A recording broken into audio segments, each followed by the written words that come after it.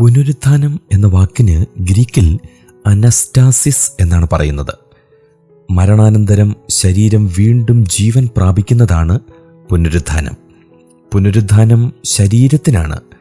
അനസ്റ്റാസിസ് എന്ന ഗ്രീക്കു പദത്തിന് എഴുന്നേൽപ്പിക്കൽ എന്നാണ് അർത്ഥം. ക്രിസ്തുവിൻ്റെ പുനരുത്ഥാനത്തെ കുറിക്കുന്നതിന് എഗേർസിസ് എന്ന പദം മത്തായി 27:53 പ്രയോഗിച്ചിട്ടുണ്ട്. കേവലമായ അമർത്യതയെക്കുറിച്ച് ബൈബിൾ പഠിപ്പിക്കുന്നില്ല. ആത്മാവിൻ്റെ വീണ്ടെടുപ്പും ശരീരത്തിൻ്റെ വീണ്ടെടുപ്പും വീണ്ടെടുപ്പിൽ ഉൾപ്പെടുന്നു. ദൈവത്തിലുള്ള വിശ്വാസത്തിൻ്റെ അടിസ്ഥാനം അമർത്യതയിലുള്ള വിശ്വാസമാണ്. പുനരുത്ഥാനത്തെ നിഷേധിക്കുന്നത് അമർത്യതയെ നിഷേധിക്കുന്നതിന് തുല്യമാണ്. അമർത്യതയോടുള്ള ബന്ധത്തിൽ പ്രധാനമായും 2 ചിന്താഗതികളാണുള്ളത്: പുനർജനനവും പുനരുത്ഥാനവും. മരണാനന്തരമുള്ള ദേഹാന്തര പ്രാപ്തി, അതായത് ഏതെങ്കിലും ജീവികളുടെ, അത് പുനർജനന വിശ്വാസമാണ്. യവന ദാർശനികനായ പൈത്തഗോറസിൻ്റെ കാലം മുതൽ അതൊരു ചിന്താ പദ്ധതിയായി രൂപം കൊണ്ടു. പല മതങ്ങളുടെയും അടിസ്ഥാന പ്രമാണമായി അത് മാറി. മരിക്കുന്ന വ്യക്തി അതേ ശരീരത്തിൽ ജീവൻ പ്രാപിക്കുന്നതാണ് പുനരുത്ഥാനം. പുനരുത്ഥാനത്തെക്കുറിച്ച് പഴയ നിയമത്തിൽ പറഞ്ഞിരിക്കുന്ന കാര്യങ്ങൾ ഒന്ന് ചിന്തിക്കാം. എല്ലാ കാലത്തും മനുഷ്യനിൽ നിന്നുയരുന്ന ചോദ്യമാണ്: മനുഷ്യൻ മരിച്ചാൽ വീണ്ടും ജീവിക്കുമോ? യോബ് 14:14. വൈയക്തികമായ പുനരുത്ഥാനത്തെക്കുറിച്ചുള്ള സ്പഷ്ടമായ ഒരു രേഖയാണ് ദാനിയേൽ പ്രവചനം 12:2 നിലത്തിലെ പൊടിയിൽ നിദ്ര കൊള്ളുന്നവരിൽ പലരും, ചിലർ നിത്യ ജീവനായും ചിലർ ലജ്ജയ്ക്കും നിത്യ നിന്ദയ്ക്കുമായി ഉണരും. ദാനിയേൽ പ്രവചനം 12:2. ഈ വാക്യത്തിലെ ആദ്യത്തെ 2 വാക്കുകളുടെ അർത്ഥം നിദ്ര കൊള്ളുന്നവരിൽ പലരും എന്നാണ്. റബ്ബീം മിയഷനി എന്ന വാക്ക്. ചിലർ എന്ന് തർജ്ജിമ ചെയ്തിട്ടുള്ള എല്ലേഹ് എന്ന പദം 2 പ്രാവശ്യം പ്രയോഗിച്ചിട്ടുണ്ട്.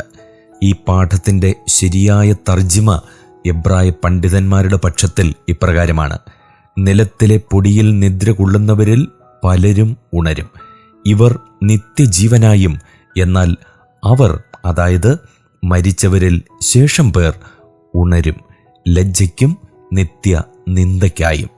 പുതിയ നിയമത്തിൽ പ്രത്യേകിച്ച് വെളിപ്പാട് 20:4 മുതൽ 15 വരെയുള്ള പ്രവചന ഭാഗത്തിൽ പുനരുത്ഥാനത്തിൻ്റെ 2 ഘട്ടങ്ങൾ ഈ വാക്യത്തിൽ സുവ്യക്തമാണ്.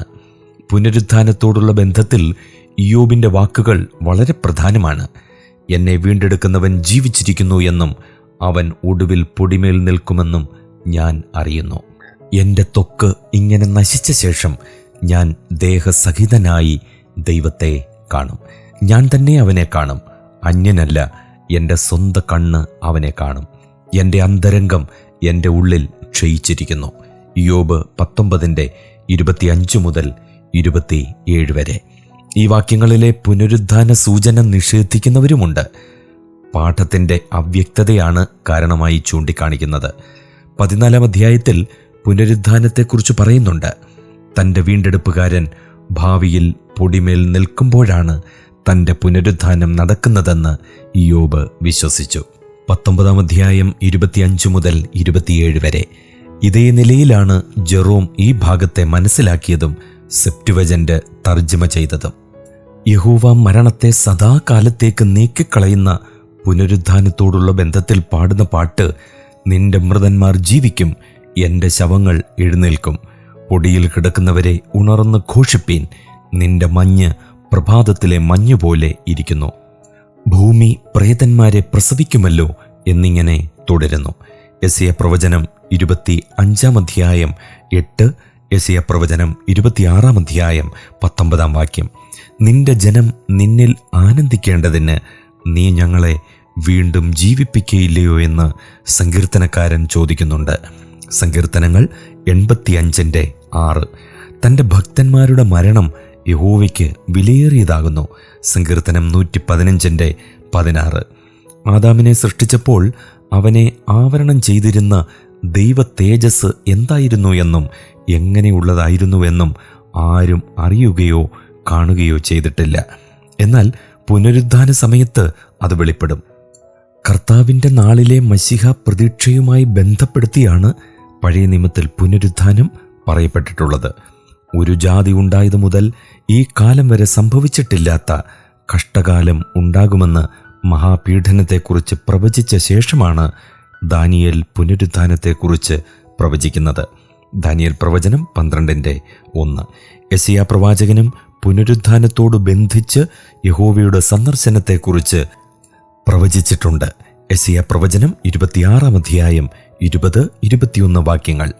യോഹന്നാൻ സുവിശേഷത്തിലും പുനരുത്ഥാനം കർത്താവിൻ്റെ നാളിനോട് ബന്ധപ്പെട്ട് തന്നെയാണ് നിൽക്കുന്നത്. യോഹന്നാന്റെ സുവിശേഷം 11:4 വാക്യം. ഒടുക്കത്തെ നാളിലെ പുനരുത്ഥാനത്തിൽ അവൻ ഉയർത്തെഴുന്നേൽക്കുമെന്ന് ഞാൻ അറിയുന്നു. പുനരുത്ഥാനത്തെക്കുറിച്ചുള്ള മറ്റു പരാമർശങ്ങൾ ബൈബിളിൽ ഉടനീളമുണ്ട്.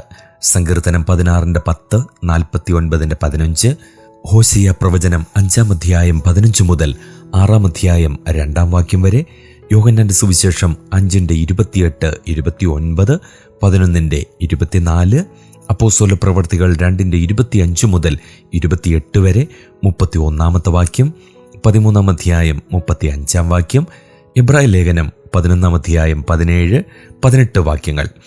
ചില വാക്യങ്ങൾ ഇസ്രായേലിൻ്റെ ജാതീയ പുനരുത്ഥാനത്തെ കുറിക്കുന്ന വാക്യങ്ങൾ ആണെങ്കിൽ തന്നെയും പുനരുത്ഥാനം അവയിൽ വ്യംഗ്യമായുണ്ട്. പുനരുത്ഥാനത്തെക്കുറിച്ചുള്ള 3 കാര്യങ്ങളാണ് പഴയ നിയമത്തിൽ നിന്നും നാം മനസ്സിലാക്കുന്നത്. 1.